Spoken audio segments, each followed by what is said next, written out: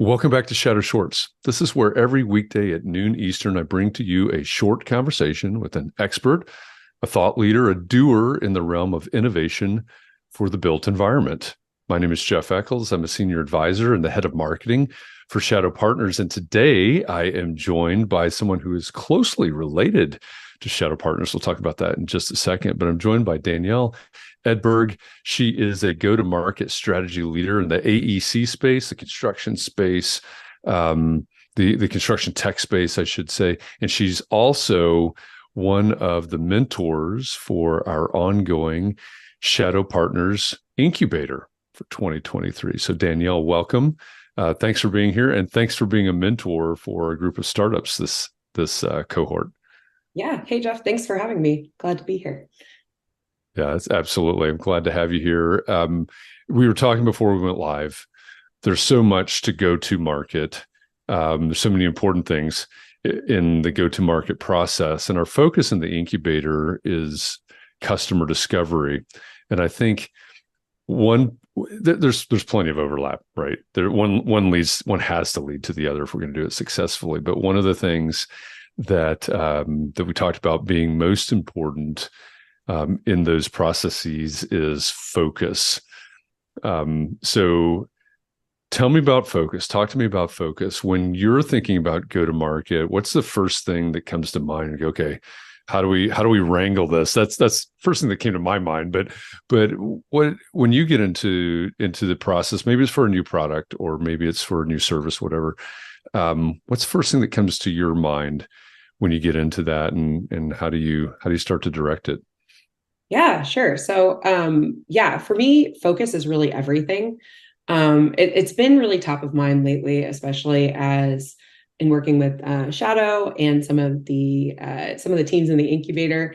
There's a ton of new technology out there. Right? There's artificial intelligence, machine learning, 3D printing, everything from like digital twins to metaverse application, and people are really excited by a lot of Yeah. this.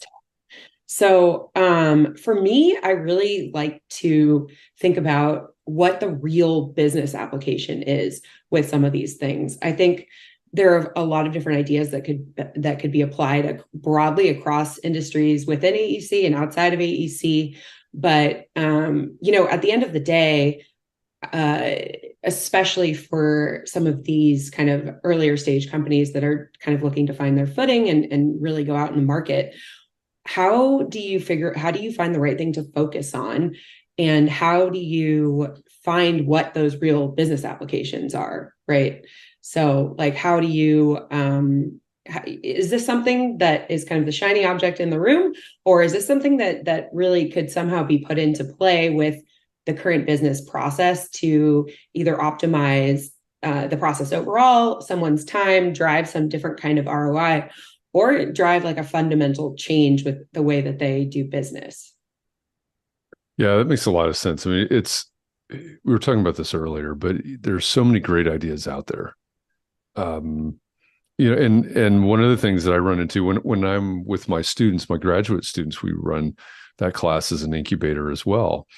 And we run across, well, here's a great idea, but someone else is doing it, or here's a great idea. And we don't have to take anything off the table, I don't think necessarily, but we have to be able to focus on something, right? We start with a problem, a solution, but who's it for? Like you said, we get into the market. Who's actually going to use this? Who's actually going to pay for it? And I see that a lot where we have, whether it's startups in an incubator or otherwise, we have people sort of ping ponging around or pinballing around, I guess is the actual term, and they struggle, right?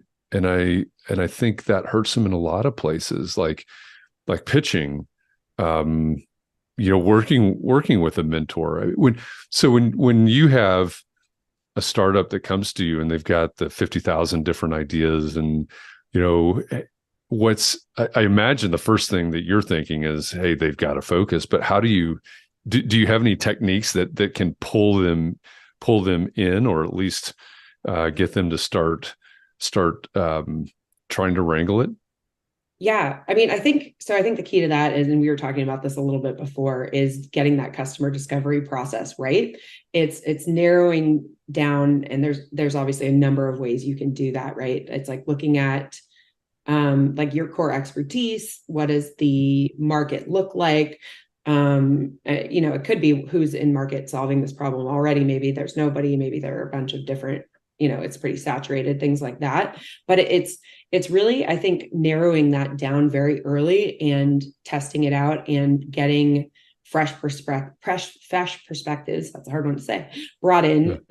in, and figuring out early if this is the right path that you're going down, right? Because in a lot of Mhm. cases, it might just be like, let's pick a thing, focus on that thing, get to all the people that we can talk to, ideally not people that we always talk to if we've been doing this a while or in the field a while, Right. and see really like look at the different levers for if this is a feasible thing, right? So understanding everything from, who the end user would be and how they would be impacted. And then it's really kind of important to connect them back up to who the buyer is, right? So Mhm. the farther the end user is away from the decision maker could be a challenge that you want to think about as well. Like just because they're facing something in their role doesn't necessarily mean that the business sees that as something that they I guess that they can fundamentally change, right? So part of it could be if it's somebody that is for example, in construction, somebody that's out in the field that is having to do a lot of like really manual tasks. How do they translate that up to their decision maker so that they're able to feel the pain and they can really show that there's going to be some sort of value there? Yeah, that makes a lot of sense. I mean, maybe in a sense, or one avenue of this is in the realm of storytelling, right? It's how do we communicate this? And I think that's incredibly important, not only in that path that you mentioned, right, from user to buyer, if those are or user to payer, depending on how we talk about it, if those are two different entities, but also when it comes down to the investment side of things, it's how am I going to convince somebody? And we see that all the time. Well, I think it's another week or two in the incubator. We'll have a whole session on effective pitches, right? If you can't focus Mm. and tell this story and explain it in a way that the cliches are your mom or your grandma or whoever it is, that they can explain it, that you're in trouble. You're not going to get a an investor to write a check. The one question I want to ask you, maybe this is a little bit of a tangent, but it struck me, there was something that you just said that it struck me. How much does purpose or passion play into this? You were talking about like market expertise or something. I forget the term you used, but I think about, I tell our startups in the incubator all the time, you cannot be at the end of this incubator, you cannot be the same places where you started, right? There has to be growth. You're doing this work, you have to put in the work. It's hard work, and something has to carry that, right? For my students, they've got to make it through a semester, with this one idea, and they've got to carry it the whole semester. So how much passion or purpose or something like that does there need to be behind it to keep that focus and to carry it as they try to take it to the market? Yeah, that's a good question. I think with any startup, it takes so much passion and purpose, and really a lot of it comes down to being in touch with the market and customer understanding and being able to kind of like understand, empathize with the people that you're trying to help, right? The people that are really facing these things day to day.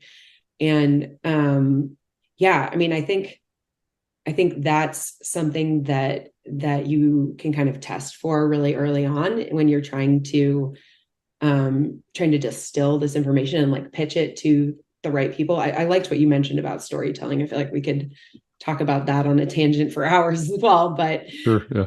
especially with the new and emerging technology, the most kind of high level challenge is always making that something that's very complex simple, right?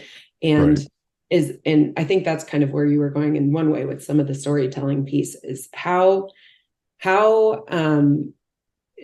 like can you tell that story in a succinct way that kind of resonates with everybody that would be involved in this process. And I think um getting to that can be really hard, honestly, Mm-hmm. especially with the complexity that is required. But if you can't kind of tell your story in a simple way and understand who cares about it, and who ultimately would be driving it from a customer perspective within their company, then that's really a piece that I think you have to work on early on.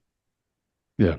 Yeah, that makes sense. I mean, again, you mentioned shiny objects before, and there are a lot of them out there, especially in tech, of course. Um, but that's why I love the fact that we're talking about focus right now. Is there's so many aspects of this. It's getting it across the finish line. It's taking it to the right people. Um, it's several different aspects of the go to market process here. And when you mentioned, hey, let's talk about focus, yes, that's fantastic, because I see a lack of focus a lot. So as we wrap this up and we start thinking about maybe a big takeaway, whoever's in the audience, maybe it's a corporate that's thinking about developing or continue to develop their IP in house and deciding whether or not they want to spin that out, or maybe it's a startup um, in our incubator or somewhere else. What's one big takeaway that people in our audience need to understand about go to market, especially as it relates to focus? Yeah, I think starting with the idea of focus could probably feel like it's limiting to some people. So I don't want that to be one of the takeaways. I think focus is really about breaking through in a specific area, and then being able to kind of expand that. But just as important is the ability to scale that, right? So I think you got to look at everything from, okay, like we're solving this problem, but is the cost to solving its problem bigger than the value that it's presenting? Mm, And if that's the case, that's a kind of a whole different conversation, might take you down a different path. But really, it's like, okay, once we if we, feel like we're on the right path, we solve X problem that we decided to focus on first. What does that look like for us as a company in terms of how we scale and bring that to market? Like if we lead in this one area kind of as a starting point, how can we broaden that and look at different market opportunities, whether maybe that's building a different product, or maybe that's targeting a totally different market. And is that something that we can really offer in a meaningful and repeatable way? mm. That's kind of one thing that got me thinking about. Yeah, repeatable is important, isn't it? Yeah, I mean, like, look, you see tons of I've been at companies where you see a lot of custom projects that are really cool, and they've taken into account some of these new things, but they're so specific to the business that is experiencing the challenge, that it's becomes this real custom solution rather Hmm. than an application. So if you're really focused on the application side of it, it's, how do you what's the barrier to entry, is I think where I'm going there. That's one piece of it. And then is that something that can scale across the board, or is it really going to be hands-on to figure out how to make it apply to all these different use cases? Right, right. Yeah. Yeah, it's kind of fascinating, really, as we talk about focus, that there's so much, it's almost an oxymoron, right? There's so many areas where focus can and needs to be applied, that it's sort of hard to focus on all of those. So this is fascinating. You said it earlier. We could go off on a couple of tangents, storytelling or others, um, with this conversation and talk about it for hours. But I really appreciate you joining me today for this short conversation, shadow short conversation about focus. And it's, like we've talked about, and like I've said, it's something that's needed and often missing in my experience, and it's something that we talk about all the time in our incubator and other places. So Danielle, thank you um, for joining me today and talking about focus in go-to-market strategy. And also, again, thank you for being one of our mentors for this cohort of the Shadow Partners Incubator. Really appreciate it. Yeah, Jeff, thank you so much for having me. Absolutely. And I will see you in just as we record this. I'll see you in just a couple of weeks in Atlanta, I think, for a Shadow Summit. So it'll be good to meet up there, and we'll have our demo day for the the startups in the incubator, and having a lot of great conversations Yeah, around innovation for the built environment. looking forward to it.